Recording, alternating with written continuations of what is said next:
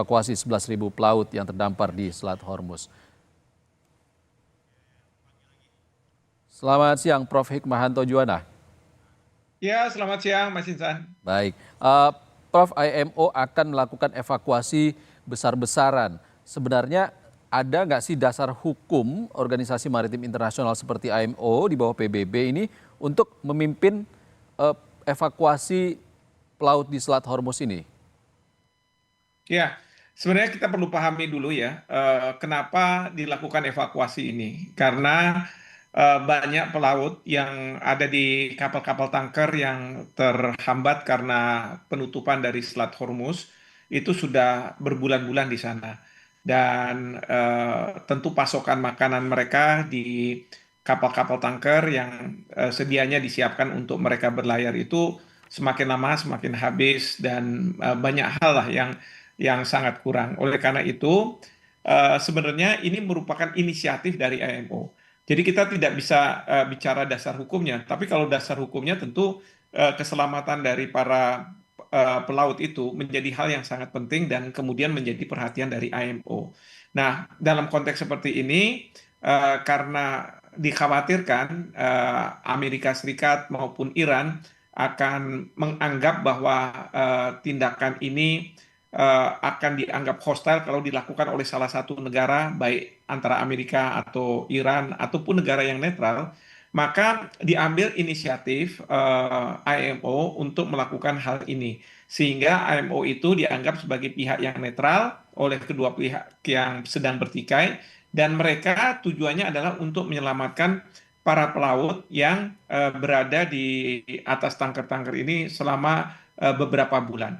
Jadi seperti itu ya, dasar hukum spesifiknya tentu tidak ada, tetapi IMO mau mengambil seperti palang merah internasional dalam suatu peperangan pertikaian, perlu ada pihak yang netral untuk kemudian membantu melakukan evakuasi terhadap bukan pihak yang katakanlah berperang, tapi ini evakuasi terhadap pelaut yang terjebak di dalam peperangan antar Amerika dan Iran di Selat Hormuz seperti itu. Ya, Prof, kalau IMO sebagai pihak netral, bagaimana nantinya ia akan bekerja sama dengan Iran atau Oman atau negara-negara Teluk lainnya? Apakah perlu komunikasi untuk memastikan jalur pantai ini terbuka secara aman?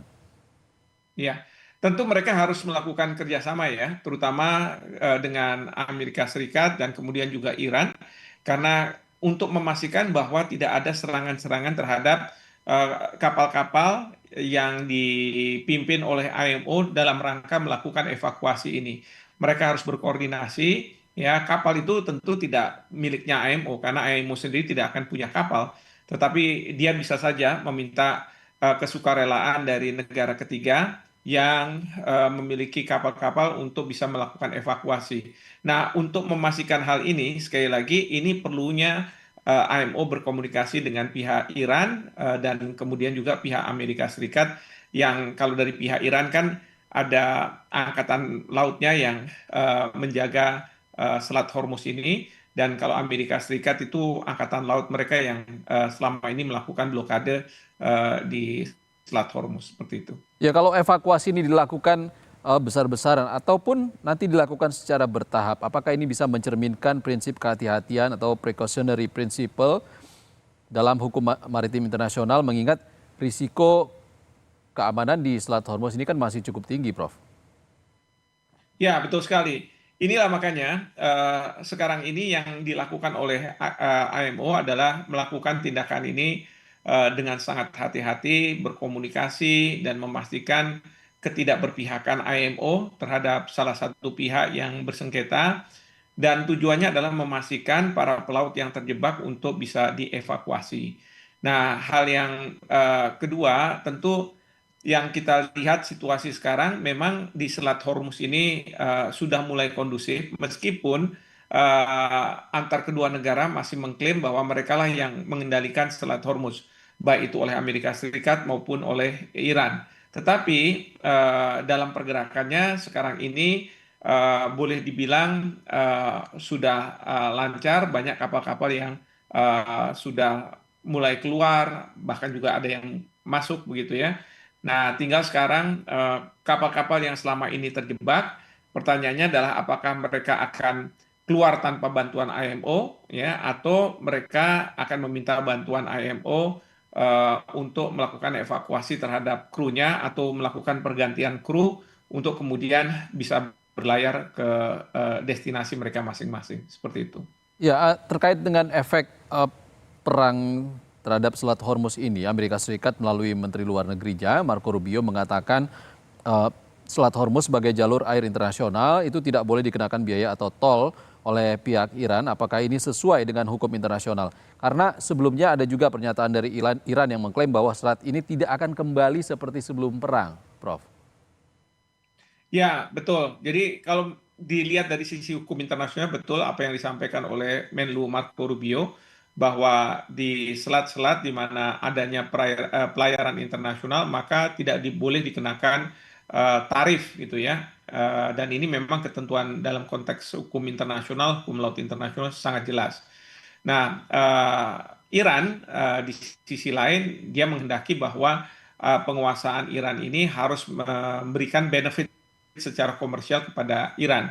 Nah, tentu Iran tahu bahwa ini tidak bisa dilakukan. Yang saya dengar dan saya baca itu Iran sekarang ini tidak akan mengenakan tarif sebenarnya, tetapi dia akan mengenakan biaya bagi pelayanan memandu kapal-kapal tanker agar tidak terkena ranjau, agar mereka bisa tidak diganggu dan lain sebagainya. Nah, pelayanan ini ya tentu harus dibayar. Seperti sebenarnya di Selat Malaka ya, di Selat Malaka di wilayah kita itu banyak kapal-kapal pemandu Singapura yang disewa untuk memandu kapal-kapal besar ya karena di Selat Malaka itu kan sangat dangkal untuk bisa melewati Selat Malaka dengan baik dan hati-hati.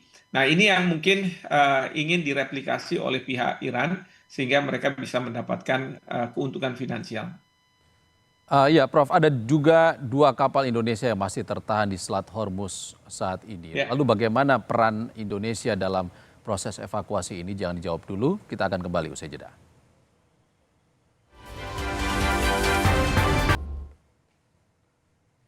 Saudara, kita masih bersama dengan pakar hukum internasional Profesor Hikmahanto Juwana membahas proses evakuasi 11.000 pelaut yang saat ini masih terjebak di Selat Hormuz.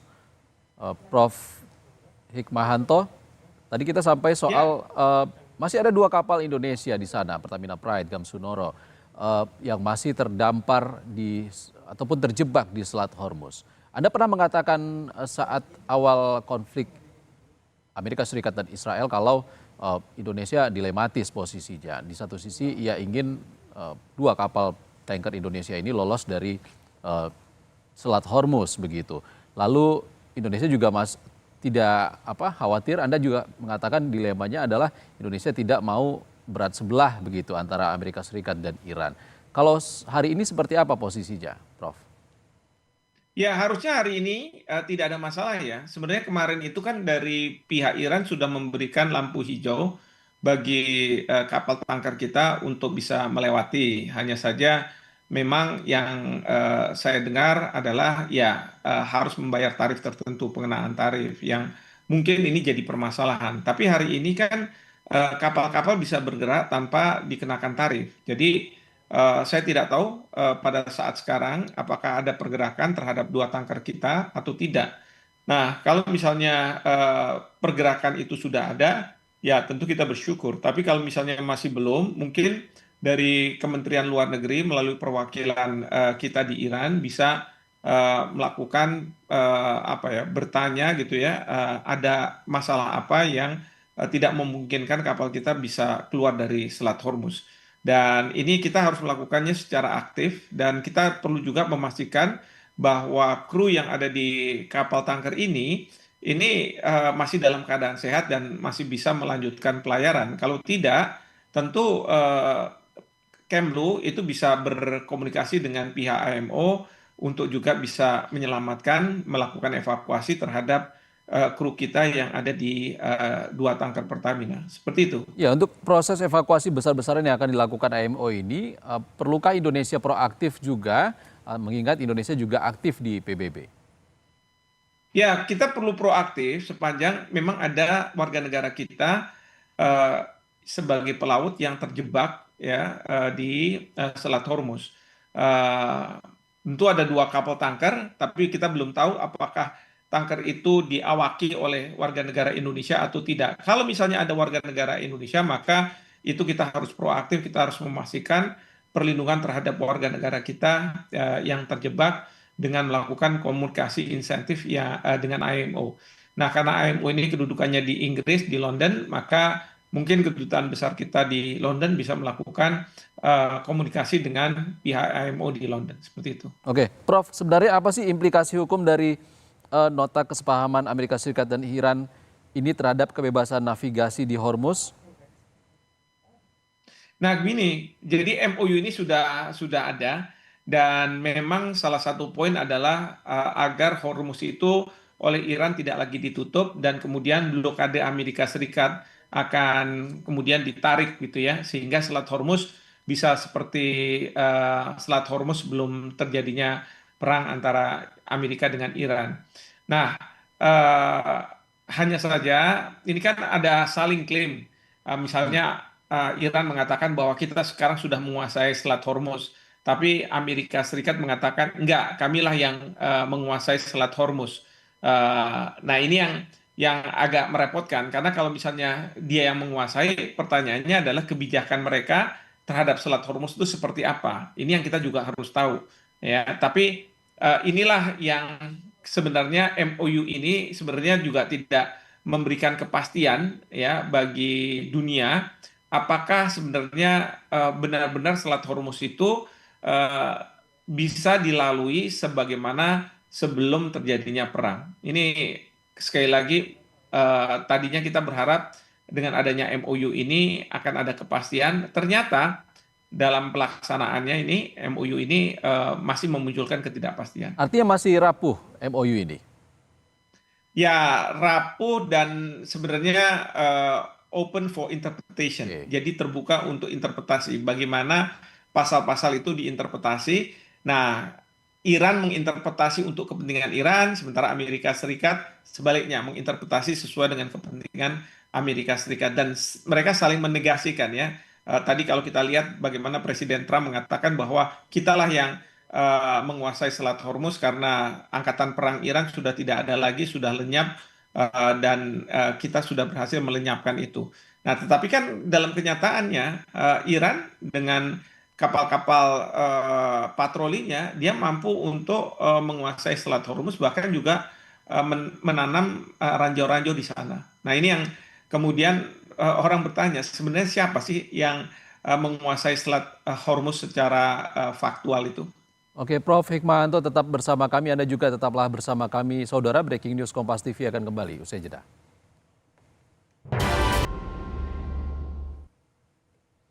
Saudara, kembali di Breaking News Kompas TV, kita masih membahas tentang proses evakuasi yang akan dilakukan Lembaga Internasional PBB, Organisasi Maritim Internasional IMO, untuk mengevakuasi lebih dari 11.000 pelaut yang terjebak di Selat Hormuz bersama dengan Guru Besar Hubungan Internasional Universitas Indonesia, Profesor Hikmahanto Juwana. Prof, tadi Anda mengatakan interpretasi terkait MOU antara Amerika Serikat dan Iran ini masih bisa muncul berbagai versi interpretasi seperti itu.